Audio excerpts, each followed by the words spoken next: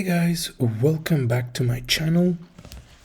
Today I want to give you some updates about what is going on in the crypto world. So it's going to be a short video, and I'm going to start by first of all giving you an update of what is going on with FTX, and let's dive right into it. So the first thing I wanted to say is that Alameda Caroline, guys, Caroline Ellison from Alameda Research, which is a sister company of FTX, escapes potential 110-year prison term via plea deal. So what basically happened is that she basically testified and probably gave out some information about about Sam Bankman-Friedman that will probably see her get much less sentence, if maybe even nothing at all. Now, here we can also see that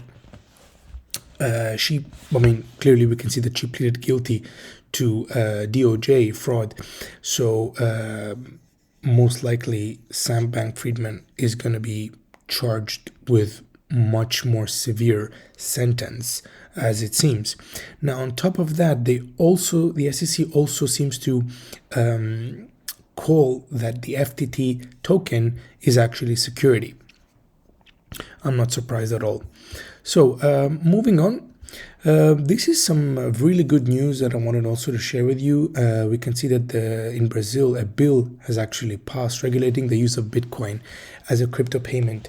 Now, guys, I don't want you to confuse this. This does not mean that it's become a legal tender, which means legal tender means that the country or the government forces each and every person to be able to accept Bitcoin, let's say, as a legal tender. So if I want to go pay my taxes, or if I want to go buy chewing gum or a car or whatever I'm going to buy, nobody forced me to actually use Bitcoin as a means of payment. But this is, I think this is very good news. This is very positive.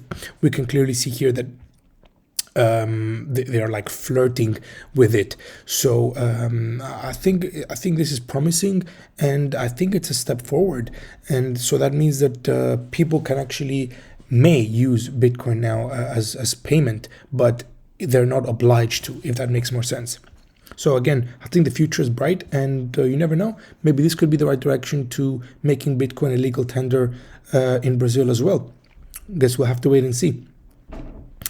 Another very, very interesting news that I wanted to share with you here, we see that Coin Corner partners with Pouch to bring instant remittance payments to the Philippines utilizing Bitcoin's Lightning Network. So what does this mean? Guys, in Philippines specifically, over $2 billion, and $2.4 billion is actually sent from the UK and Europe back to the Philippines. Guys, that's a lot of money that has been sent back to that country. Now, a lot of people who work outside, they send money to their families, but again, that's very normal. But the thing is that when you send money back, you're charged heavy fees, specifically if you're going to use Western Union or MoneyGram or a bank transfer, so on and so forth. So now, within the use of the Bitcoin's Lightning Network, that could actually cost you pennies.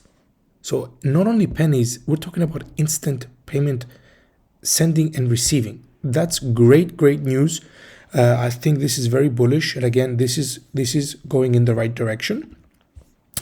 Moving on, this is also some great news that was released 2 days ago. So basically, the giant Visa, guys, Visa, I believe everybody knows Visa. You probably have a Visa card in your wallet as well. If not Visa's MasterCard, or it's American Express. But Visa, which is one of the giants, guys, is actually working with Ethereum for an automatic transaction. So guys, they want to work with Ethereum because of their use of smart contracts. So what does this mean? If they actually develop it, and I know it's not going to be easy, it could be challenging, that means that they can get rid of the middleman. Getting rid of the middleman means less commissions. Now, smart contracts are actually an amazing utility that I think that if this goes through, will be really, really nice to have. I would welcome it. So they basically released a proposal that would allow Ethereum users to make automatic programmable payments without the involvement of any third party. So according to a recent crypto thought leadership post, the company plans to achieve this goal using a smart contract that acts as an intermediary between a user account and a contract account, creating self-custodial wallet that can make automatic recurring payments without the involvement of banks or other centralized entities. Now, what is also important to note here is that, guys, a smart contract, how does it work? Well, basically, if I'm, let's say, a customer and I have, I'm going, let's say, to a shop to, I don't know, to buy a car, right?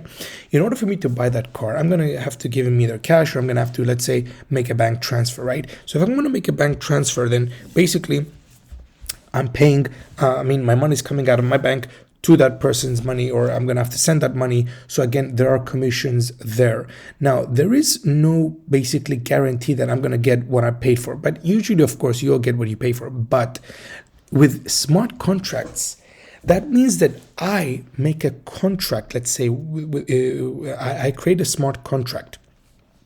So let's say that the car costs $10,000, and that $10,000 is going to be locked in an escrow, let's say in the blockchain, and it will only be released to, let's say, the seller if and only I receive the car. And in this case, it's not going to be the car, it's going to be the let's say the paper that actually the ownership of the car, right?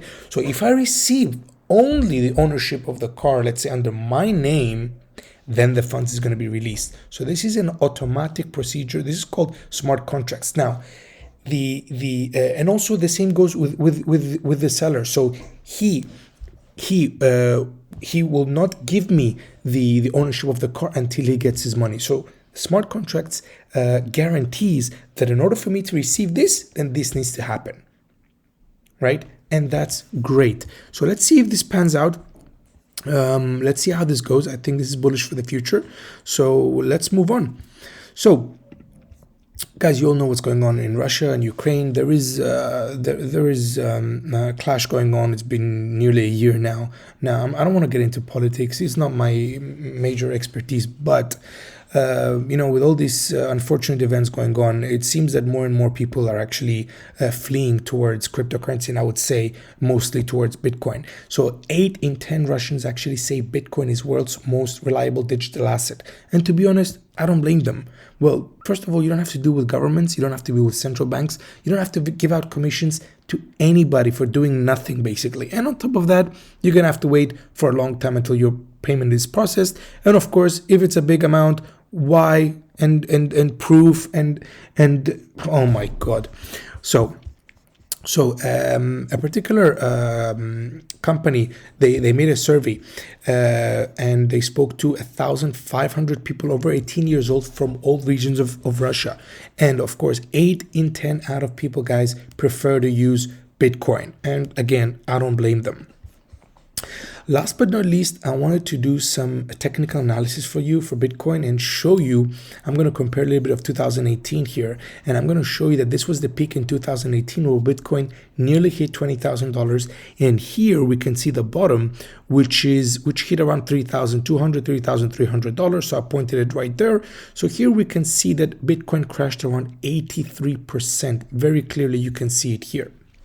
Now, we can also see here this falling wedge here. Usually a falling wedge means it's bullish, and we can clearly see that what happened after it broke this falling wedge. Now, what I also wanted to point here is that if I move this point, and I'm going to move it, let's say here. So in total, it took about 945 days to break out this falling wedge. I just wanted to point that out, that it took roughly around 3 years.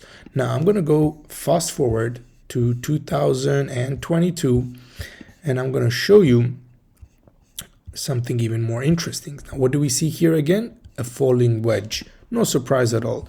Now here we can see that the top was around $69,000, and at the moment, guys, we're at 77% down. Now, if we compare that with the last bear market, which was around 83%, you're talking about another 6% down. And at the moment, we're down around 406 days.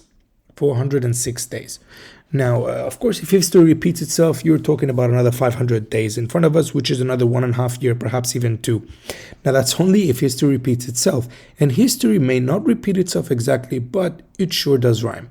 Now, what I also wanted to show you is that in case we do fall around 83, 85%, Look at this.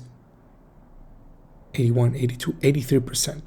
So if we put on 83%, I'm going to even push it to 85%. If I push it to 85%, you're talking about Bitcoin price falling down to $10,000. And now this actually does make sense. If it happens, it will not surprise me at all. Look at the falling wedge here. There's plenty of room for the price to crash even lower. Come here to around 10,000, bounce lower, and then again, nobody knows what could be. Then we could actually move sideways. This could happen as well.